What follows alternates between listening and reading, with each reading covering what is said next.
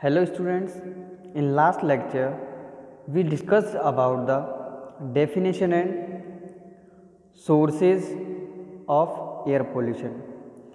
Today we will discuss about classification of air pollution. Students, let's start.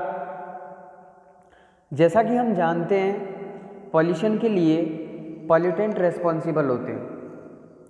Pollution के लिए pollutant responsible होते हैं। तो हम बात करते हैं क्लासिफिकेशन ऑफ एयर पॉल्यूटेंट्स।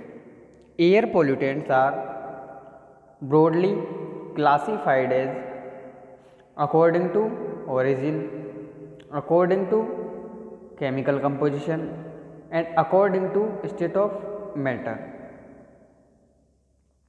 अब यहाँ पे हम बात करते हैं फर्स्ट अकॉर्डिंग टू ऑरिजिन कि ऑरिजिन के अकॉर्डिंग जो एयर पोल्यूटेंट्स है उनको कितने प्रकार से हम समझ सकते हैं। Air pollutants can be classified as primary pollutants and secondary pollutants. Students, primary pollutants की यदि हम बात करें तो primary pollutants are those which are directly emitted from identifiable sources.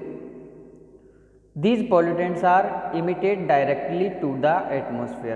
जो प्राइमरी पोल्यूटेंट्स होते हैं ये जो आइडेंटिफिएबल सोर्स होते हैं इनसे डायरेक्टली उत्सर्जित होते हैं। और ये जो पोल्यूटेंट होते हैं ये सीधे वातावरण से क्या होते हैं, उत्सर्जित होते हैं और जो हमारे एटमॉस्फेयर है उसको क्या कर देते हैं, पॉल्यूट कर देते हैं। नेक्स्ट, ये जो प्राइमरी पॉल्यूटेंट है इनके एग्जाम्पल की हम बात करें तो पर्टिकुलेट मैटर जो भी होता है, पर्टिकुलेट मैटर में हम इसको समझ सकते हैं कणिका तत्व, जो छोटे छोटे कण होते हैं उनको पर्टिकुलेट मैटर में रखा जा सकता है। ऑक्साइड्स ऑफ सल्फर, सल्फर के जो भी ऑक्साइड है वो भी प्राइमरी पॉल्यूटेंट्स के सोर्स है। ऑक्साइड्स ऑफ नाइट्रोजन, नाइट्रोजन के ऑक्साइड ये भी प्राइमरी पॉल्यूटेंट के सोर्स है। कार्बन मोनो ऑक्साइड ये भी प्राइमरी पॉल्यूटेंट की सोर्स है। रेडियो एक्टिव कंपाउंड्स ये भी प्राइमरी पॉल्यूटेंट्स के सोर्स हैं। नेक्स्ट, हम पर्टिकुलेट मैटर को फिर से समझ सकते हैं कि ये जो सैंड का ये एक पार्टिकल है, इसको हम देखते हैं, इसका साइज होता है 90 माइक्रोमीटर फाइन विथ सैंड, मतलब बहुत ही सूक्ष्म होता है। ह्यूमन एयर की यदि बात करें तो इसका साइज होता है 50 to 70 माइक्रोमीटर।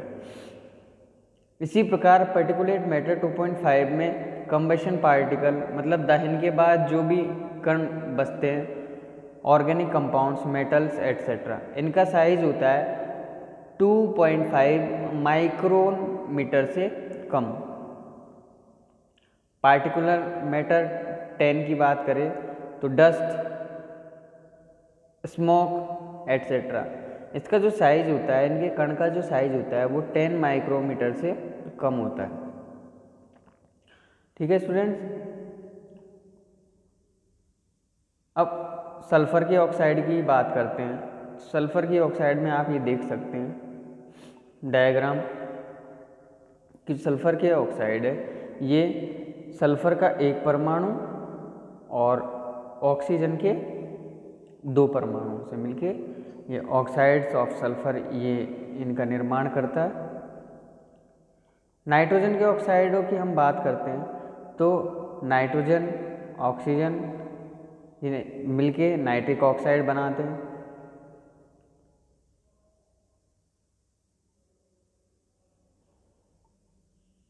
ठीक है स्टूडेंट्स। इसके बाद हम बात करें नाइट्रिक ऑक्साइड। ये जो यहाँ पे नाइट्रिक ऑक्साइड ये बना है, ये नाइट्रिक ऑक्साइड आगे फिर ऑक्सीजन से क्रिया करके नाइट्रोजन डाइऑक्साइड का निर्माण करता है। जब नाइट्रोजन डाइऑक्साइड का जब निर्माण हो जाता है, नाइट्रोजन डाइऑक्साइड जब वर्षा होती है उस समय पानी से क्रिया करके और ये नाइट्रस एसिड में कन्वर्ट हो जाता है, HNO2, और एक उत्पाद और बनता है वो है HNO3। Nitric acid. नेक्स्ट हम बात करें कार्बन मोनोऑक्साइड।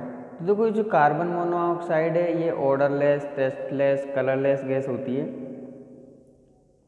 इसको देख सकते हैं हम। ये क्या करता है, haemoglobin carries oxygen and carbon dioxide. Haemoglobin, red blood cells. Next, carbon monoxide binds very tightly to haemoglobin, oxygen and carbon dioxide can no longer be carried. तो यहाँ से हम समझ सकते हैं कि जो कार्बन मोनोऑक्साइड है ये ह्यूमन के लिए बहुत ही खतरनाक गैस है। रेडियो एक्टिव कंपाउंड की यदि हम बात करें तो ये यूरेनियम, ये कौन से तत्व हैं, ये रेडियो एक्टिव तत्व। तो ये भी प्राइमरी पोल्यूटेंट्स में ही हम इनको रखते हैं। सेकेंडरी एयर पोल्यूटेंट्स की यदि हम बात करें तो सेकेंडरी एयर पोल्यूटेंट्स क्या होते हैं, देखो जो हमारे प्राइमरी पोल्यूटेंट्स थे, जो हमारे प्राइमरी पोल्यूटेंट्स थे, प्राइमरी पोल्यूटेंट्स आपस में मिलकर, मतलब तो दो या दो से अधिक प्राइमरी पोल्यूटेंट्स मिलकर एक सेकेंडरी पोल्यूटेंट का निर्माण करते हैं। ठीक है, तो यहाँ पे हम इसको देखते हैं। Secondary air pollutants are those which are produced in the air by the reaction of two or more primary pollutants. First ozone, next formaldehyde, photochemical smog, peroxy acetyl nitrate, इसको शॉर्ट में हम पान भी कहते हैं, peroxy acetyl nitrate.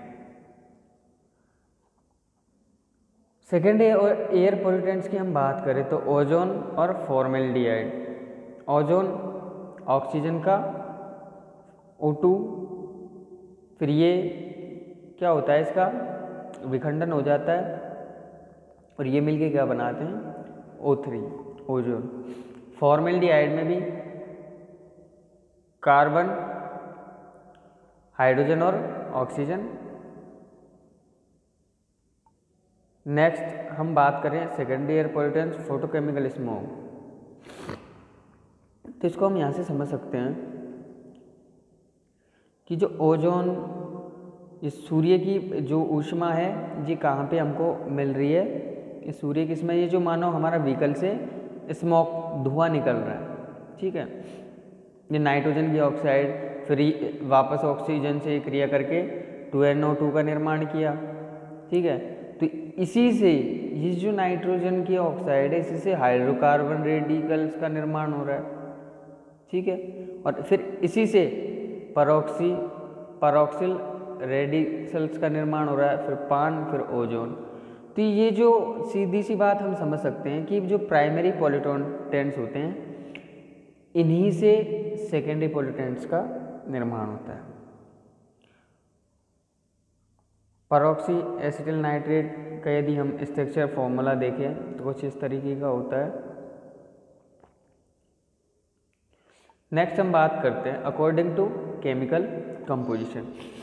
Chemical composition के according pollutants को कैसे classify किया है आप देखते हैं।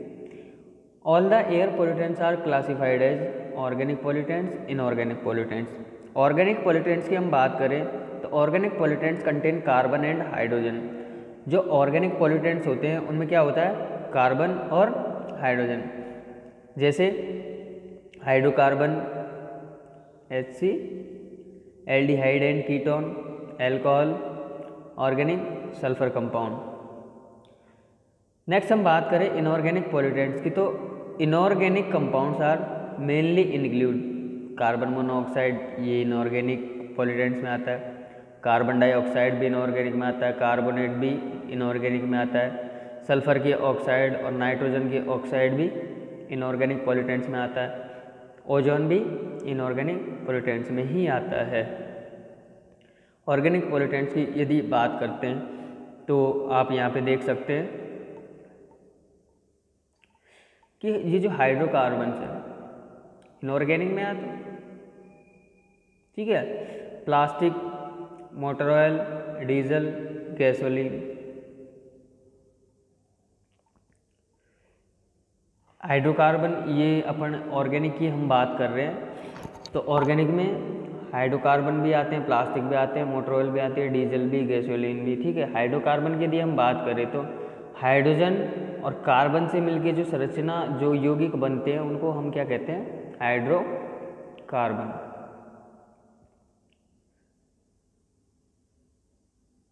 ठीक है, आगे हम बात करते हैं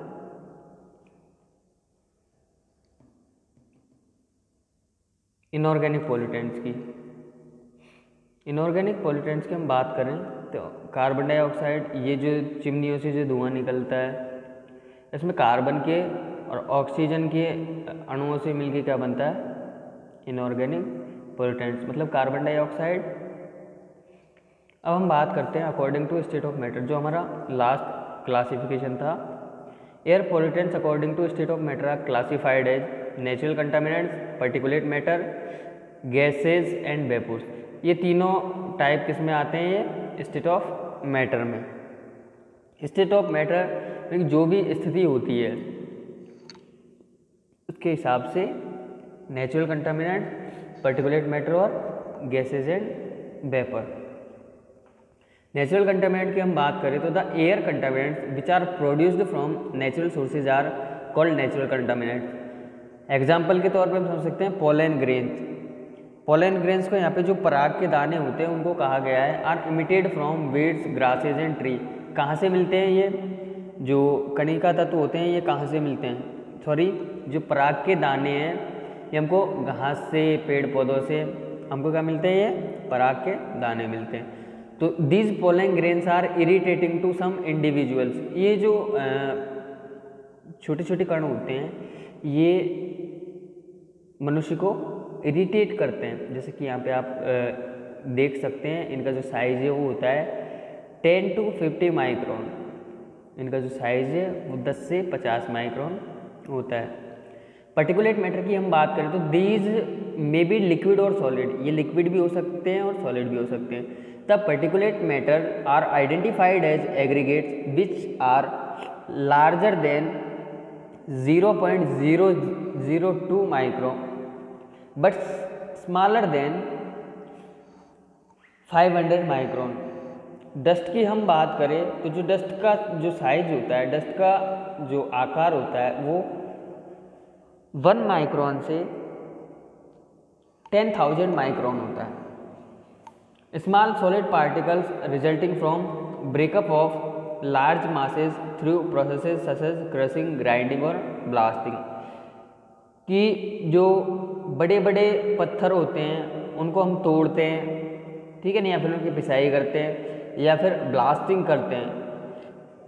उससे क्या होता है? ये जो स्मॉल सॉलिड पार्टिकल्स ही हमको प्राप्त होते हैं, ठीक है, जिनका आकार आपको अभी बताया 1 माइक्रोन से 10,000 माइक्रोन तक होता है। उनको डस्ट की कैटेगरी में रखा गया है। स्मोक की हम बात करते हैं तो consist of finely divided solid particle produced by incomplete combustion of organic particle such as coal, wood और तंबाकू। जो ईंधन हम जलाते हैं, जीवाश्म ईंधन जलाते हैं, कोयला जलाते हैं, लकड़ी जलाते हैं, तंबाकू जलाते हैं, तो इनके अपूर्ण दहन से जो धुआं निकलता है उसका जो उसमें जो कण होते हैं उनका साइज है 0.5 to 1 माइक्रोन, ठीक है। मिस्ट की हम बात करें तो मिस्ट को जो धुंध, सर्दी के दिनों में जो धुंध होती है उसको हम मिस्ट कहते हैं। These are liquid particles formed by condensation of vapour. जो भाप होती है उनकी वजह से क्या होती है? धुंध जमती है, तो उसको मिस्ट की कैटेगरी में रखा गया है। फॉग की हम बात करें, जो कोहरा होता है, कोहरे के कण का जो साइज होता है, मतलब जो पार्टिकल साइज होता है वो 1 माइक्रोन से 40 माइक्रोन तक होता है। High concentration of mist is called as fog. कि जो मिस्ट है इसका हाई कंसंट्रेशन क्या कहलाता है? फॉग, कोहरा कहलाता है। It is dispersion of liquid particles in air. कि ये एयर में लिक्विड पार्टिकल के डिस्पर्शन से होता है। फ्यूम्स की हम बात करें तो फ्यूम्स जो धुआं होता है जिसका साइज, मतलब जो particle size 0.03 to 0.3 micron, Fine solid particles formed by the condensation of vapors of solid materials. The fumes are generally emit from melting operation. S की हम बात करें 1 to 1000 micron. Fine non combustible particles are known as fly ash. Spray की हम बात करें जो फुहार होती है उसका size 10 to 1000 micron. Liquid particles formed by automation. Particulate matter जैसे कि आप देख सकते हैं यहाँ पे कोहरे को दिखाया गया है. कोहरा कुछ इस तरीके का होता है, सॉरी धुंध, मिस्ट धुंध को कहते हैं. फॉग ये कोहरा, ये धुआं जो व्हीकल से निकलता है, और ये राख जो होती है. गैसें और वेपर की बात करें हम तो carbon monoxide, this is an odourless, tasteless and colourless gas form due to incomplete combustion of carbonaceous matter. The source of carbon monoxide are motor vehicle, burning of fossil fuel जो जीवाश्म ईंधन होता है उसको, and industrial processes.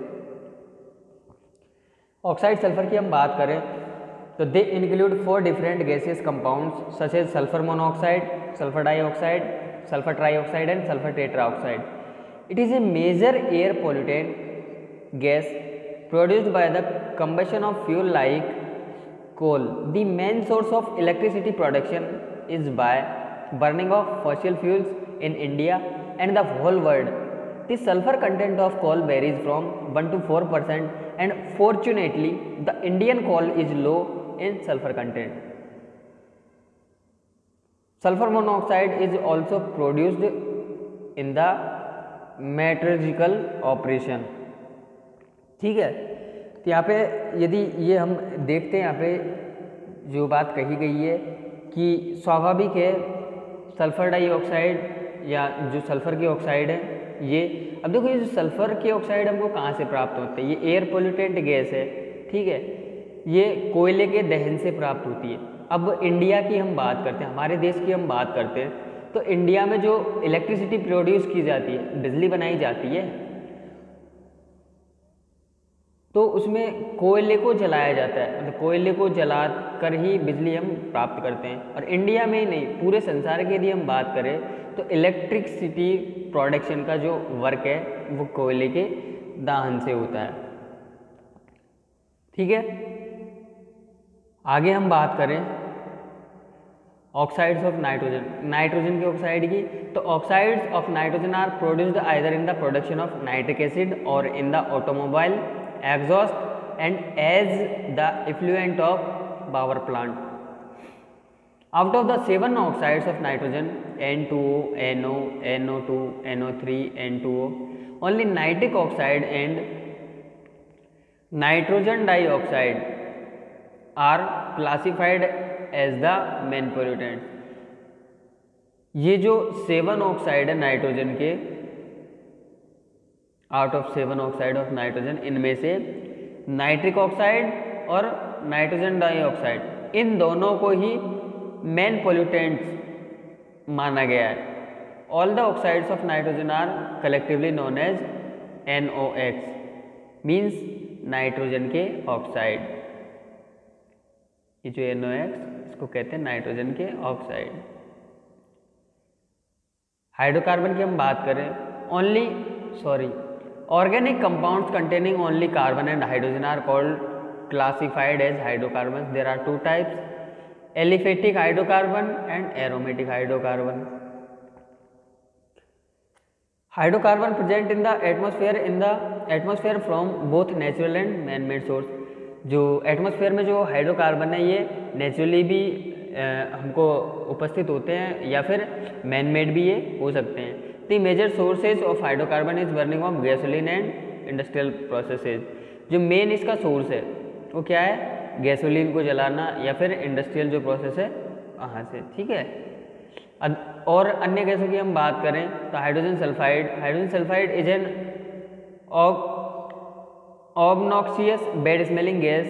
It is produced mainly by the anaerobic in absence of air decomposition of organic matter. Other air polluting sulfur compounds are methyl mercaptan, CH3, SH and dimethyl sulfide CH3SCH etc. Hydrogen fluoride की यदि हम बात करते हैं, it is an important pollutant even in very low concentration. It is produced in the manufacturing of phosphate fertiliser. Chlorine and hydrogen chloride की यदि हम बात करें तो it is mixed in the air either from the leakage from water treatment plants or other industries where it is produced और used. Hydrogen chloride is also evolved in various industrial chemical processes. The main effects of chlorine is respiratory irrigation, which may be fatal. कि ये जो chlorine और hydrogen chloride है, it is mix the air, कि हवा में ये mix होती है. कब? या तो leakage from water treatment plant, जो वाटर ट्रीटमेंट प्लांट्स है वहाँ से लीकेज होके, या फिर अदर इंडस्ट्रीज या फिर अन्य कारखानों से जहाँ से इट इज़ प्रोड्यूस्ड और यूज, जहाँ ये उत्पन्न की जाती है या उपयोग में लाई जाती है. हाइड्रोजन क्लोराइड की यदि हम बात करें तो it also evolve in various industrial chemical processes, कि ये जो होती है ये शामिल होती है जो औद्योगिक जो भी इकाइयाँ हैं, जो औद्योगिक रासायनिक जो भी अभिक्रियाएँ जो भी प्रोसेसिंग होती है सबसे. ठीक है. तो the main effect of chlorine is respiratory irrigation which may be fatal. इसका जो मेन इफेक्ट है क्लोरीन का, ये रेस्पिरेटरी इरिटेशन, रेस्पिरेटरी श्वसन संबंधी समस्या है उसके लिए क्या है रेस्पॉन्सिबल. ओजोन की यदि हम बात करें तो it is a desirable gas in upper layers of atmosphere as it absorb the UV radiation of sunlight, but near the earth surface it is a poisonous gas. It makes poisonous chemicals by photochemical reaction. तो देखो ozone जो layer है, ozone layer desirable gas in upper layer of atmosphere, जो atmosphere वातावरण की जो ऊपर की परत है वहाँ पे ओजोन लेयर होती है. ये हमको जो सूर्य से जो अल्ट्रा वायलेट रेडिएशन आती है उनसे हमारी क्या करती है, रक्षा करती है. लेकिन यदि ये अर्थ के सरफेस के पास में है तो ये एक जहरीली गैस की तरह कार्य करती है, पॉइजनस गैस. तो उसकी वजह क्या है कि ये जो फोटोकेमिकल जो अपन ने पढ़ा है अभी पॉल्यूटेंट्स में, फोटोकेमिकल रिएक्शन ये आपस में करके और क्या बनाती है, पॉइजनस केमिकल, एक जहरीला केमिकल ये बनाती है. अब पोजीशन के हिसाब से क्लासीफाई यदि हम करें एयर पॉल्यूटेंट्स को, तो another way of classification of air pollutants in the source being stationary और mobile. This way they can be classified as point source. Point source, large stationary source as power plant, ये बिजली घर जहाँ पे बड़े पैमाने पे बिजली का प्रोड्यूस किया जाता है, बिजली का प्रोडक्शन होता है वहाँ पे. Area sources, small stationary sources like residential heating. Mobile sources, line source like highway vehicles और area source like aircraft at airport. Thanks students.